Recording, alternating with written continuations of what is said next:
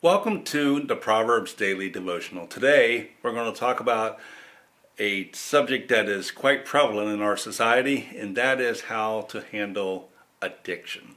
Let's get right into it. Proverbs chapter 20, verse 1.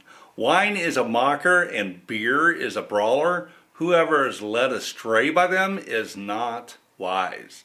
Proverbs 23, verse 29 through 35. Who has woe? Who has sorrow? Who has strife? And who has complaints? Who has needless bruises? And who has bloodshot eyes? Those who linger over wine, who go on to sample bowls of mixed wine. Do not gaze at wine when it is red, when it sparkles in the cup, when it goes down smoothly. In the end, it bites like a snake and poisons like a viper. Your eyes will see strange sights, and your mind will imagine confusing things. And you will be like one sleeping on the high seas, lying on top of the rigging. They hit me, you will say, but I'm not hurt. They beat me, but I don't feel it. When will I wake up so that I can have another drink? The Bible is incredibly relevant. Even though it was written thousands of years ago, often it's still relevant today. Today we are going back what the Proverb says about addiction. The physical and emotional dependence on a substance or behavior can grip you in a death grip that is difficult to loosen and get away from. Unfortunately, today is as bad or worse than it was thousands of years ago. There are groups and help all over the country that can offer a hand to get you out of its grip and offer support. Many of them have trained professionals and even recovering addicts to help you through the process. Today, addiction isn't limited to any particular place or substance. It happens literally everywhere. Let's look what the Proverbs say. Chapter 20, verse 1. Wine is a mocker and a beer is a brawler. Whoever is led astray by them is not wise. While this proverb might seem like it's talking about the substance, it's actually talking about addiction. Neither wine nor beer is inherently evil. Wine was actually necessary in ancient times, as the alcohol would kill bad bacteria, and it could be applied to a wound to keep infection away, and other uses. Even Paul told Timothy to consume wine in moderation for his health in 1 Timothy 5:23. Beer, or strong drink in other translations, was different. This contained a higher percentage of alcohol. They found that mixing grapes with dried dates or pomegranates before fermentation created a stronger drink. The focus of this verse is the led astray, and it's talking about it not being just a single time of drunkenness, but a lifestyle that is on its way downward and indicates the influence of addiction on someone's life. The main concern of Proverbs on this subject is not any particular substance, but the addiction to any substance or behavior. The problem doesn't lie outside the addict. The source of addiction actually lies within the addict. Often take one thing away and they will just find something else.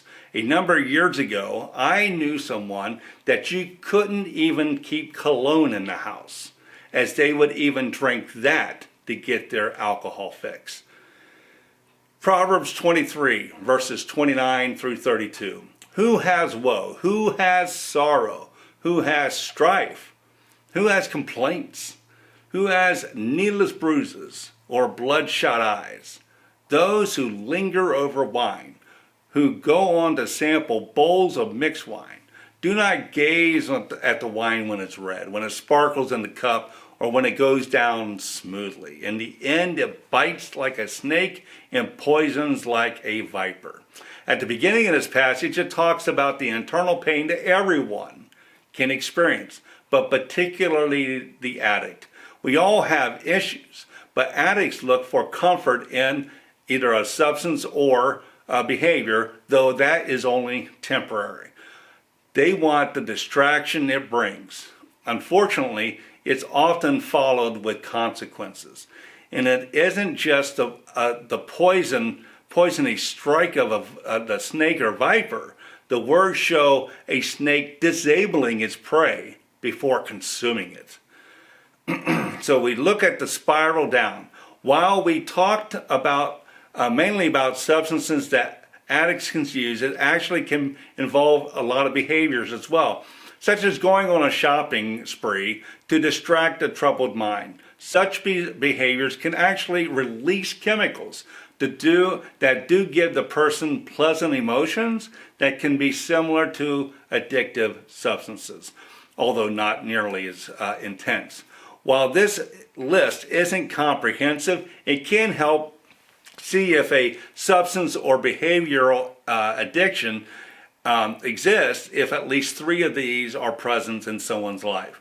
If you have concerns, seek a group or professionally trained person for addiction.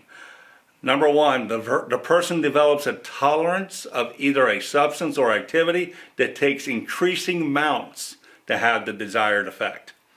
If you have symptoms of withdrawal, if the person partakes to a greater degree over a longer time than intended, if they have persistent cravings or they feel like they're unable to quit, if they spend a lot of time pursuing, obtaining, partaking, and recovering from the substance or behavior, if they sacrifice important activities such as work, social events, or personal things to use it, that's a good indication. If they use or behave, their behavior continues even though the negative consequences are there.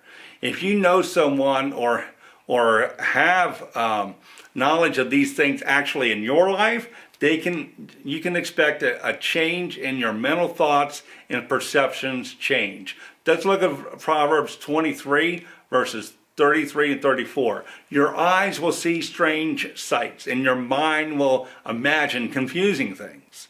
You will be like one sleeping on the high seas, lying on the top of the rigging. These verses talk about the effects that you can have, a change in perspective, and even unwise decisions. It describes the mind of an addict under the control of an addiction. Proverbs even continues on. Proverbs 23 verse 35. They hit me, you will say, but I'm not hurt. They beat me and I don't feel it. When will I wake up so I can have another drink? Even the negative consequences usually will not deter an addict in their behavior. Breaking free from addiction will take a lot of work and will most likely be a group effort by partnering with people that care about you and give you a good godly advice. If you have some signs that's listed above of those 7 that I listed, if you have a few of those, seek out help. And if your church doesn't have a support group, ask your pastor or find a good solid church that does. While God may preserve you from your addiction, it's more likely that He will preserve you through your addiction. Healing will be a process that will take time. Don't go it alone. Go ask for help and get help. Some important first steps is to ask God to help you with your direction or your addiction and help you know what to do and who to seek. Seek solid, good support group that will help you, support you, and make you accountable. And seek professional help if you need it. God wants us to draw close to Him, and He wants a close, deep relationship with us. And with His help, you can overcome addiction. Thank you for joining me today, and God bless.